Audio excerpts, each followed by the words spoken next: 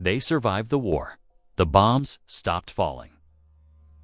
The guns finally went silent, and the world called them lucky. But survival was only the beginning of what they would lose. When the war ended, people expected relief, celebration, a return to normal life. What few understood was that for millions of survivors, the war did not end with peace treaties or victory parades. It followed them home.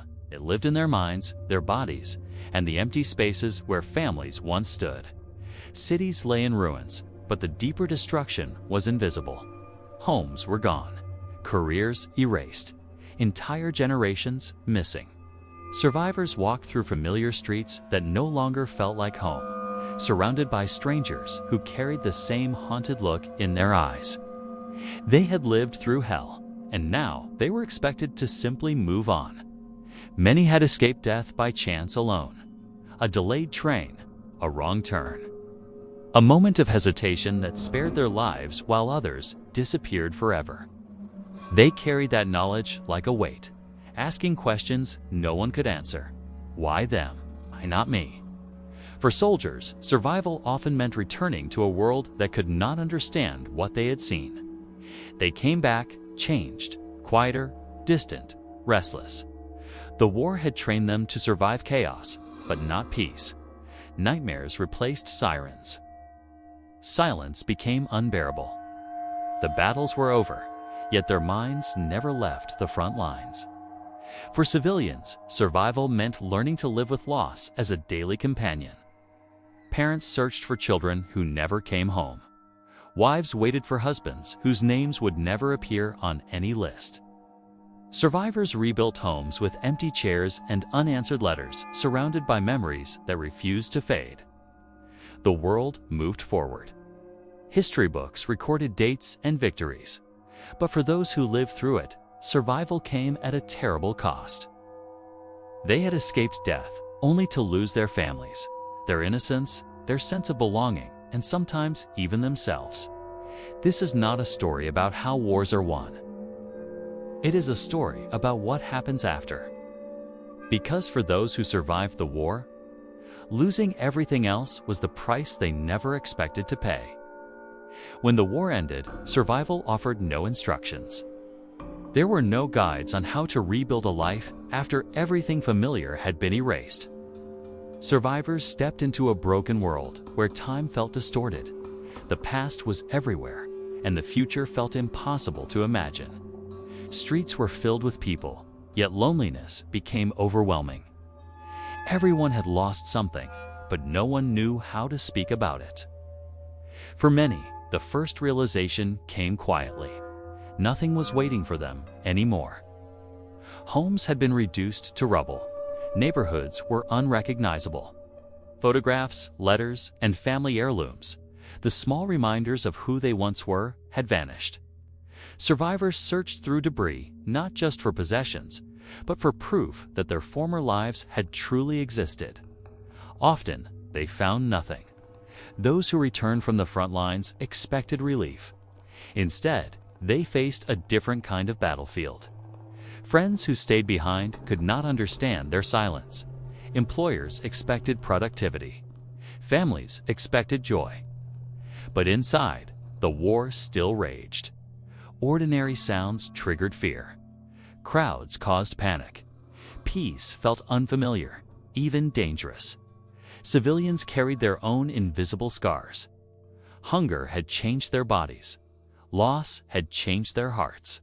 Many had survived years of fear, rationing, and uncertainty, only to face a new struggle, rebuilding with almost nothing.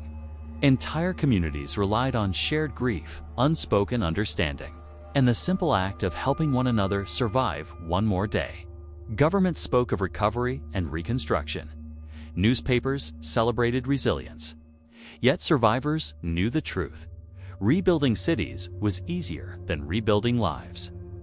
Trauma did not disappear when the fighting stopped. It settled in quietly, shaping thoughts, behaviors, and relationships for decades to come. Some tried to forget, others refused to remember. Many could do neither. They had survived the war, but the cost was becoming clearer with every passing day. Survival had taken their past, and the future demanded strength they no longer knew they possessed. The war had spared their lives, but it had taken almost everything that made those lives whole. And still, the world expected them to move on. Survival rarely looked heroic in the years that followed. It looked quiet, exhausted, invisible. Many survivors discovered that the greatest losses were not always the ones others could see. Beyond the ruins and missing names were wounds that never bled, but never healed. Guilt became a constant companion. Guilt for surviving when friends did not. Guilt for feeling relief. Guilt for trying to be happy again.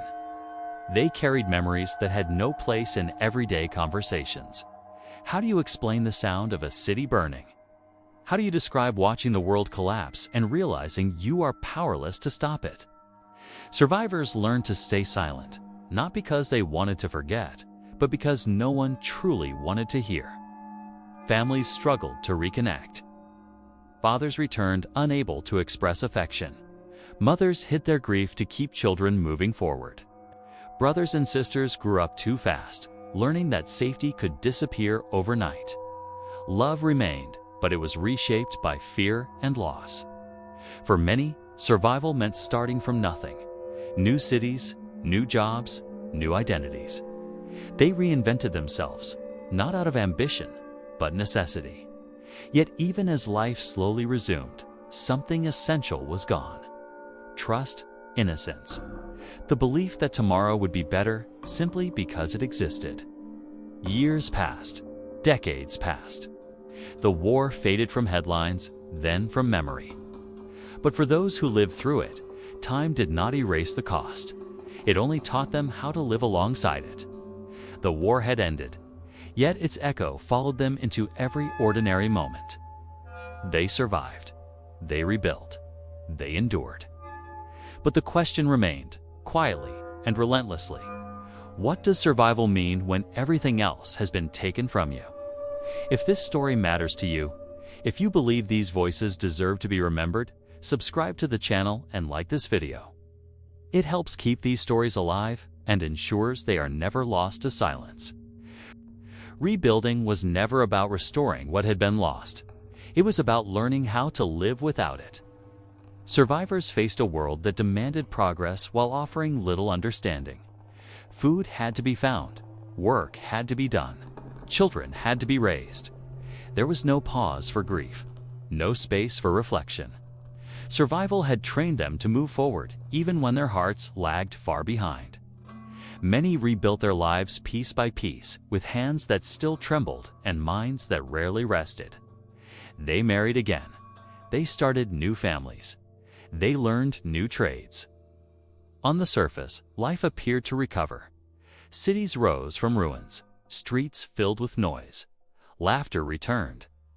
But beneath it all, something fragile held everything together.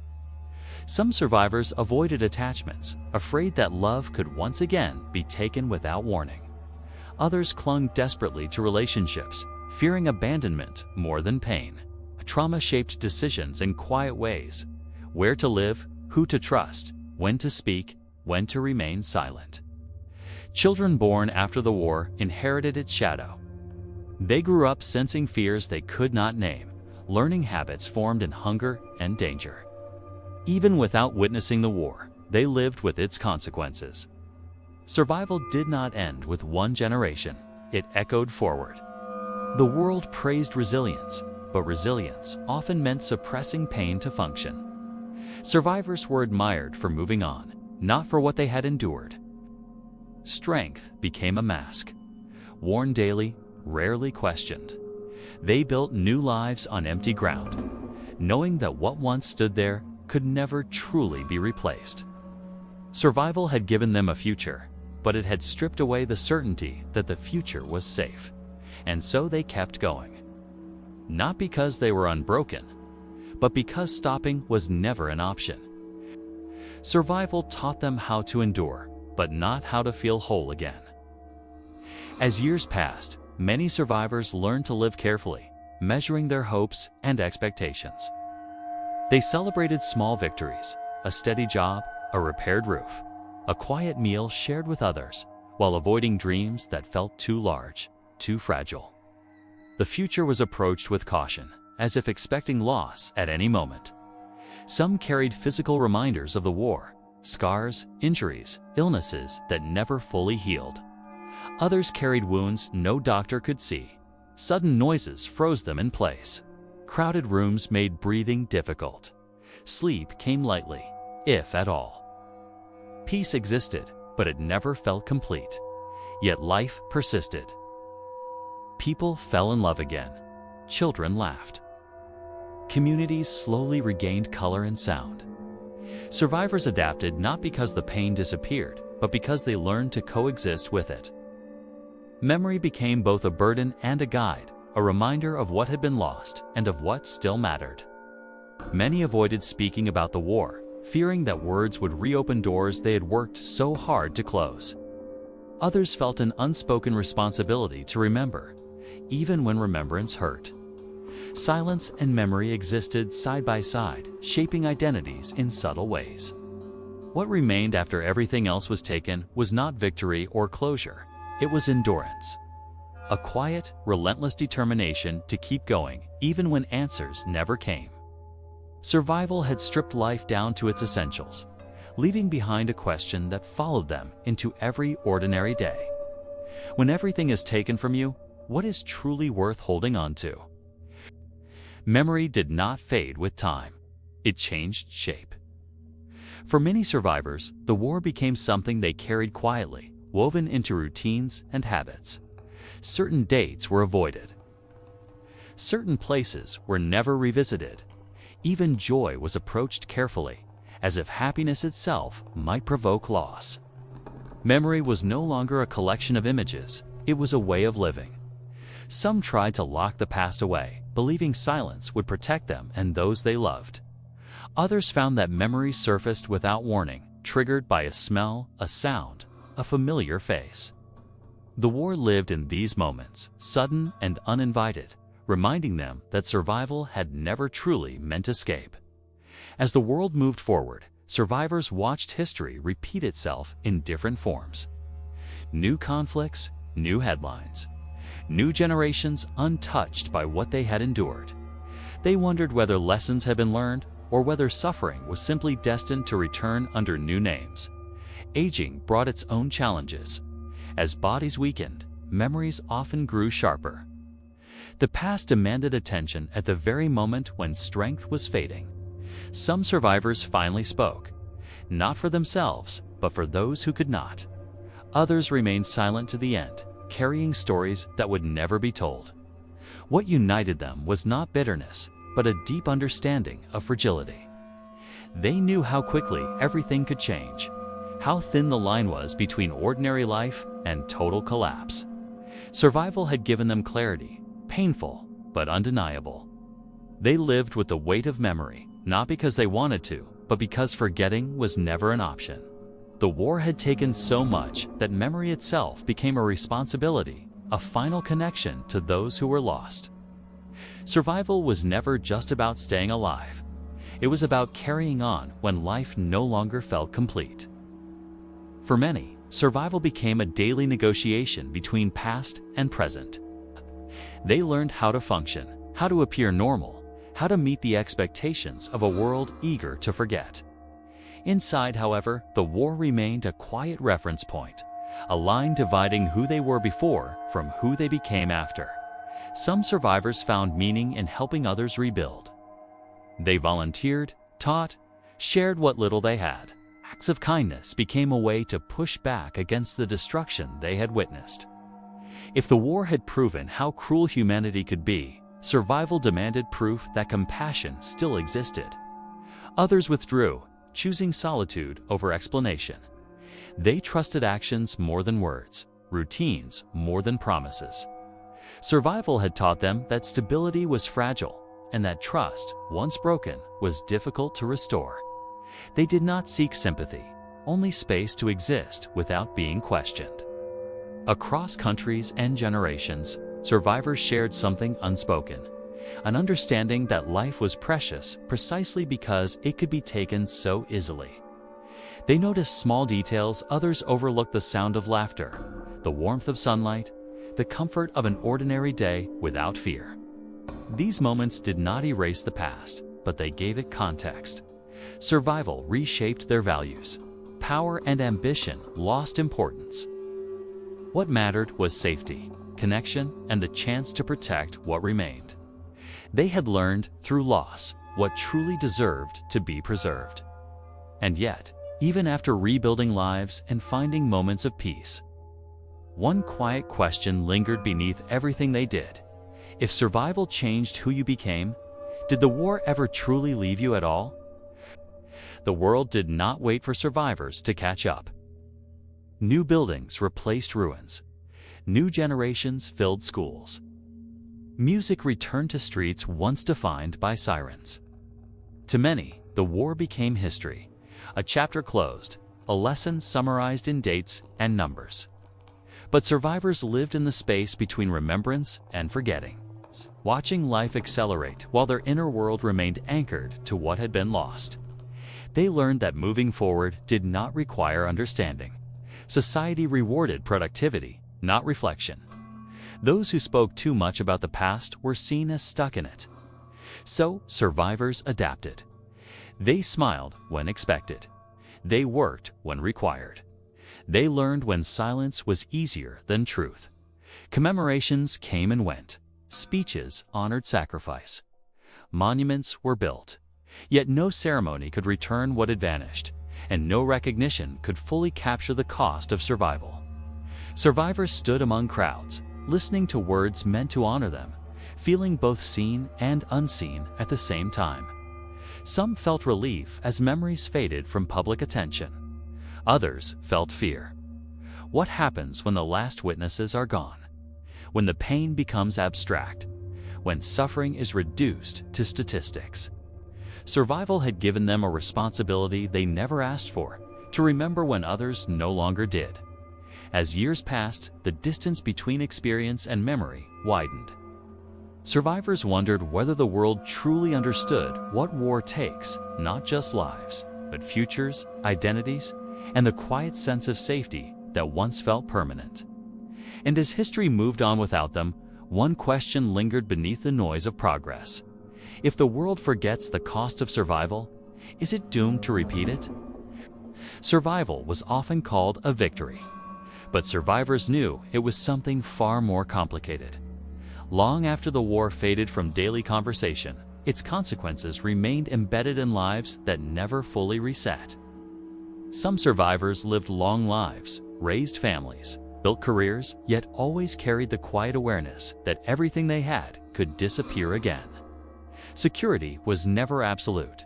Peace was never permanent. Many struggled with questions that had no answers. Was survival a gift or a burden? Was it luck, fate, or chance?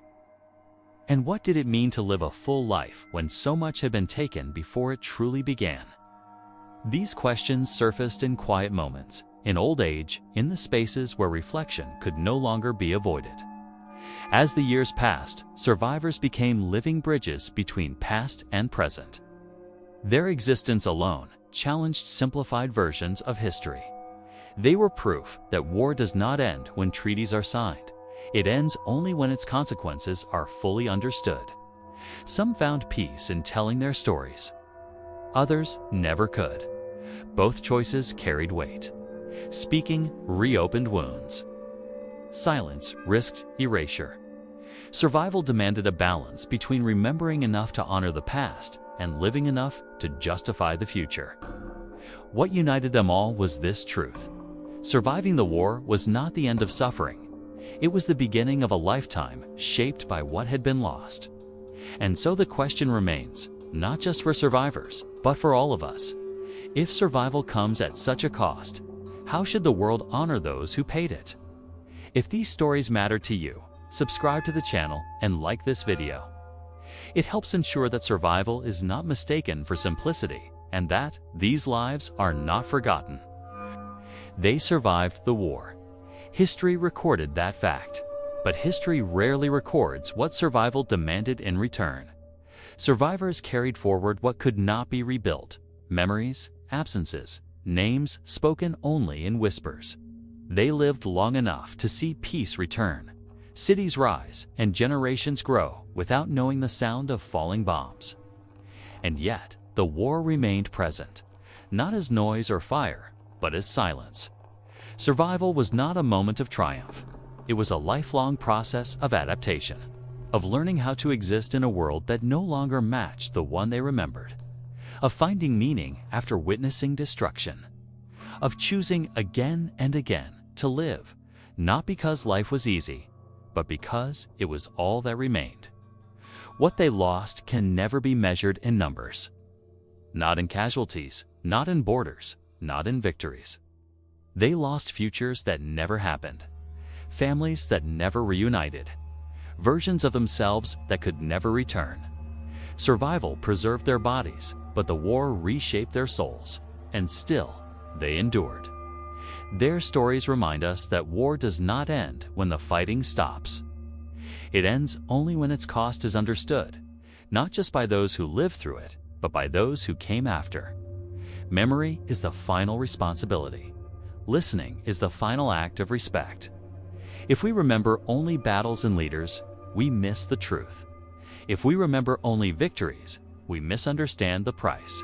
But if we remember the survivors, those who lived on after losing everything else, then survival itself becomes a lesson. Not about strength alone, but about humanity. And that is what must never be lost.